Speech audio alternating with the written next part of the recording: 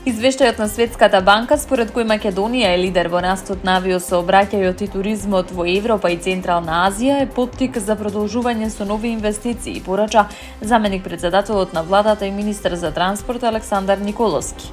Во објава на социјалните мрежи, Николовски истакна дека државата бележи рекордни резултати во растот на туризмот преку авиосообраќајот, и тоа во период на глобални економски предизвици и кризи. Според него, овој успех е препознаен и во анализата на Светска банка. Со раст од 40% на годишно ниво, Македонија е препознаена како најдобар пример за држава со најголем раст на патници на пристигнување во Европа и Централна Азија, наведе Николовски. Тој посочи дека мерката за субвенционирање на нови авиолинии придонела за подобра воздушна поврзаност на земјата, зголемен број туристи и дополнително придвижување на економијата преку развојот на туристичкиот сектор. Како пример за позитивните резултати, министерот го посочи Охридскиот аеродром, каде што според него во еден ден биле обслужени рекордни над 3000 патници, што представува значаен успех за аеродром од овој тип. Николовски најави дека владата ќе продолжи со вложување во авиосообраќајот и туризмот, со цел дополнително подобрување на инфраструктурата, зголемување на бројот на авиолиниите и привлекување на нови посетители во Македонија. Царинските службеници на граничниот премин Богородица спречиле обид за криумчарење на 5000 штеки цигари без акцизни маркички, чија вредност се проценета на околу 9 милиони денари. Случајот бил откриен при контрола на товарно моторно возило пријавено за транзит од Грција кон Србија. Според приложената документација, камионот превезувал градежни материјали, камена волна, но при деталната проверка царинските службеници пронашле скриена количина нелегални цигари. Како што информираат од Царинската управа, над палетите со пријавената стока биле откриени 100 необележани кутии, во кои имало по 50 штеки цигари, односно вкупно 5000 штеки без акцизни маркички кои не биле пријавени во документацијата. Возачот на камионот, српски државјанин, бил приведен. Против него е поднесена кривична пријава до основното јавно обвинителство во Гевгелија за сторено кривично дело криумчарење. Од Царинската управа посочуваат дека акцијата е дел од континуираните активности за спречување на нелегалната трговија со тутунски производи и борба против прекуграничниот криминал. Американскиот председател Доналд Трамп го пречека украинскиот председател Володимир Зеленски во Белата куќа пред погребот на американскиот сенатор Линдзи Греем, кој беше еден од најгласните поддржувачи на Киев во конфликтот со Русија. За време на посетата, Зеленски имаше кратка средба со Трамп, на која според најавите разговарале за војната поддршка за Украина, потребите на украинската армија и можностите за продолжување на мировниот процес. Посетата на Зеленски се случува во период кога односите меѓу Вашингтон и Киев се подобрени во споредба со претходните месеци, но истовремено администрацијата на Трамп ја одложува дел од помошта за Украина. Украинскиот председател од американскиот лидер побарал итно потребни системи за противвоздушна одбрана, продолжување на договорот за беспилотни летала.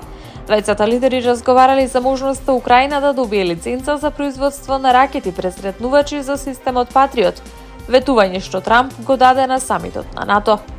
Посетата се одржува во знак на почит кон сенаторот Линдзи Греем, кој ненадејно почина на 11 јули на 72 годишна возраст.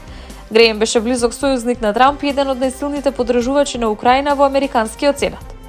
По пристигнувањето во Вашингтон, Зеленски изјави дека противбалистичката одбрана и стратешката соработка со Соединетите американски држави биле главните приоритети на неговиот разговор со американските представници.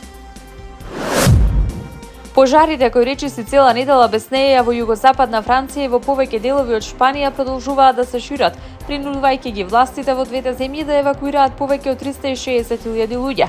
Во Франција пожарникарите се борат со огнената стихија во областа Жиронт во близина на Бордо, каде што пожарот се заканува да зафати и нови подрачја.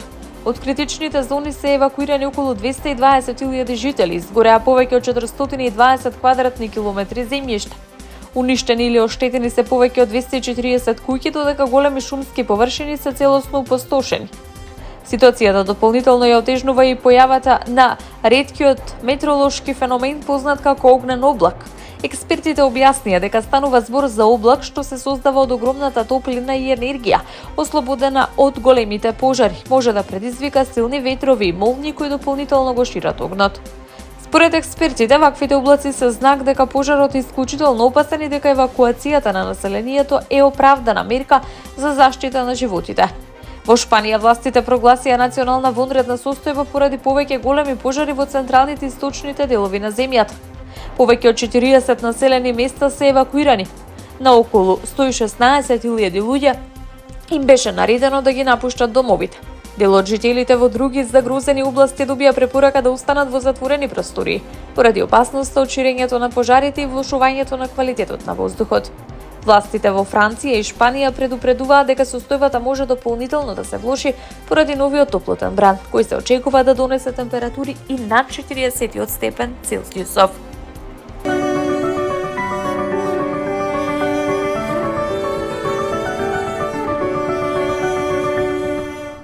По краткотрајно освежување, Македонија повторно влегува во период на стабилно сончево и топло време. Според прогнозата на Управата за хидрометеоролошки работи, утре ќе преовладува сончево време со мала до умерена локална облачност и слаб до умерен ветер од северен правец. Утринските температури ќе бидат пониски и попријатни, но во текот на денот повторно ќе се зголемуваат. Максималните дневни температури низ земјава ќе се движат од 30 до 37 степен.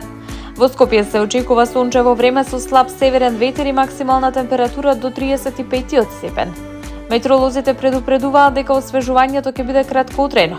Од вторник започнува нов топлотен бран, што во средината на неделата температурите во главниот град ќе достигнуваат од 35 до 38 степени. Чувството на топлина локално може да надмине и 40 степени. Во најтоплите региони во земјава повторно се очекуваат температури околу и над 40 степен. Најтоплиот период од денот останува меѓу 11 и 17 часот, кога се препорачува избегнување на подолг престој на отворено, особено за повозрастните лица, хронично болните, децата и бремените жени. Здравствените препораки се граѓаните редовно да внесуваат течности, да носат лесна и светла облека и да избегнуваат поголеми физички активности во најжешките часови од денот. Според најавите, Македонија и во наредниот период ќе биде под влијание на силен летен топлотен бран, со многу сончеви периоди и без значителни врнежи.